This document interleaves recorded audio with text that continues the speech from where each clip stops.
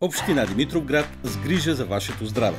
Общината изпълнява проект за по-чист въздух в община Димитровград с продължителност до месец април 2029 година. Общият бюджет е в размер на 16 милиона лева, като финансирането от Европейския фонд за регионално развитие на Европейския съюз възлиза на 13 милиона и 600 хиляди лева. С проекта се цели да се подобри качеството на атмосферния въздух чрез намаляване на емисиите на финни прахови частици от битово отопление и е във връзка с изпълнение на програмата за качество на атмосферния въздух на община Димитровград. Битовото отопление е един от основните замърсители на въздуха и допринася за увеличаване на различни заболявания: болести на дихателните органи, сърдечно-съдови заболявания, нарушаване на имунната система и други.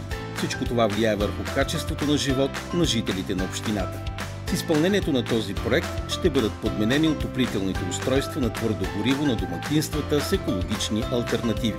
Във връзка с изпълнението на проекта, в община Димитровград е създадена организация по събирането на заявления, извършване на огледи и оценки на нуждите на домакинствата, желаещи да се включат в проекта. Физическите лица имат право да кандидатстват само за едно отоплително устройство на пелети, максимум 3 климатика, една термопомпа въздух-вода или една термопомпа вода-вода. След одобрение на подходящите кандидати се подписва договор за безвъзмездно получаване на избраното отоплително устройство.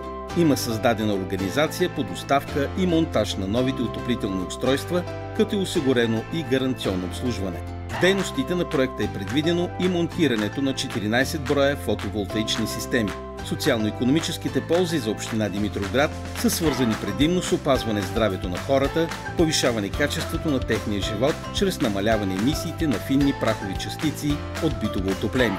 Всички заедно можем да работим за по-чиста жизнена среда.